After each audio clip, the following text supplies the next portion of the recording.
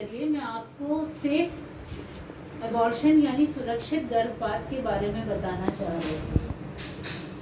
हमारे देश में अक्सर औरतें अगर बिना वक्त के गर्भ ठहर जाता है तो उसके लिए कोई उनकी प्लानिंग नहीं होती और अक्सर वो इस चीज़ को छिपाना चाहती हैं कि वो किसी को भी इस बारे में ना बताएं। इस वजह से वो कहीं आसपास के डॉक्टरों से, छोटे मोटे दाइयों से, उनसे गोलियां लेके खा लेती हैं। ना उनको ये पता होता कि इन गोलियों का क्या साइड इफ़ेक्ट होगा, ना उनको ये पता होता कि उनका गर्भ है भी या नहीं, और है भी तो कहाँ है, बच्चेदानी के अंदर है, कहीं नलों में तो नहीं है, कितने दिन का है।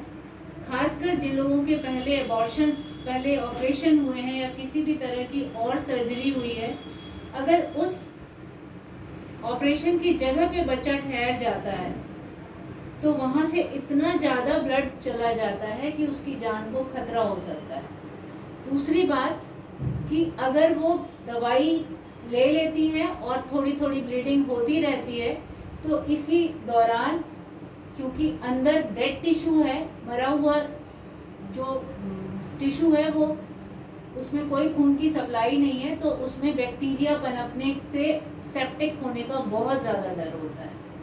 तीसरा, गर्भ अगर बहुत ज़्यादा दिन का है, 12 हफ्ते, 14 हफ्ते, 10 हफ्ते, और उन्होंने दवाई खा ली, तो वो इतना ज़्यादा ब्लीडिंग हो जाती है कि उनकी जान को खतरा हो जाता है। ये सब चीज़ें ऐसी हैं जिनका सबको पता होना चाहिए कि कोई भी असुरक्षित हाथों से, बिना डॉक्टर से जांच कराए, बिना उस दवाई को समझे, कोई भी इस तरह से दवाइयाँ ना ले। पहला इशू ये बात है। दूसरी बात, हमेशा डॉक्टर से सलाह लेके आपकी सेहत कैसी है, आपका हेमोग्लोबिन ठीक है, आपको कोई हार्ट में, आपको दिल की कोई फेफड़ों की बीमारी तो नहीं है, ये सब जानने के बाद ही गर्भपात से संबंधित दवाइयाँ लेनी चाहिए। गर्भपात से जो संबंधित दवाइयाँ होती हैं वो फेफड़ों के लिए बहुत इंजूरियस होती हैं।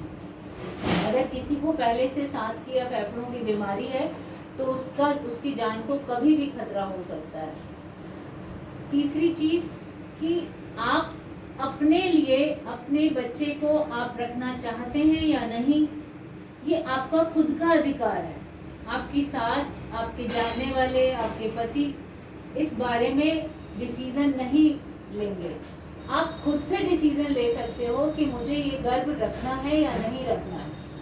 अपनी सेहत को देखते हुए, बच्चों में पर्याप्त अंतर रखते हुए ही आपको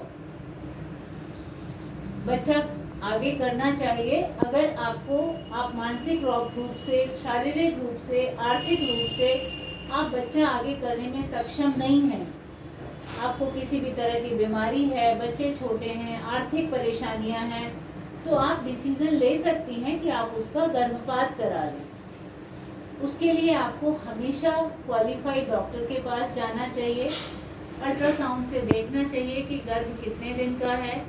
कोई सुरक्षित तरीकों से ही आप गर्भपात कराएं, ये बहुत ज़्यादा ज़रूरी है। आप ये मैसेज खुद भी समझें और दूसरे लोगों तक भी समझाएं। हमारे देश में बहुत सारी औरतें असुरक्षित गर्भपात के तरीकों से, कभी वो काढ़ा पी लेंगी, कभी हल्दी खा लेंगी, कभी उल्टी सीधी दवाइयाँ खा लेंगी, इस तरह से अपनी जान को जोखिम में डाल लेती हैं। और बहुत सबसे ज़्यादा मृत्यु दर जो होती है वो असुरक्षित गर्भपात की वजह से है। जितनी औरतें मर रही हैं आज के टाइम में, वो असुरक्षित गर्भपात के तरीकों से हैं। इसीलिए आप लोगों को सबको ये मैसेज आगे पहुंचाना चाहिए कि शुरू में थोड़े से पैसे बेशक खर्च हो जाते हैं, लेकिन आप की जान सुरक्षित रहती है। और हर औरत अपने परिवार के लिए बहुत ज़्यादा ज़रूरी है।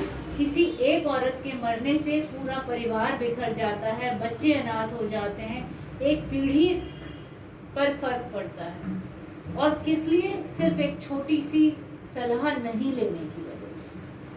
आपको अंतर समझना चाहिए कि आप कौन दायी है, कौन कितना पढ़ा हुआ है, किसको इस बारे में कितना ज्ञान है, कौन आपको सही तरीके से देखेगा, कौन आपको सही तरीके से दवाई देगा, या कौन आपका सुरक्षित तरीकों से प्रॉपर स्टेरिलाइजेशन के साथ आपकी एमटीपी करेगा, ये आपको पता होना चाहिए।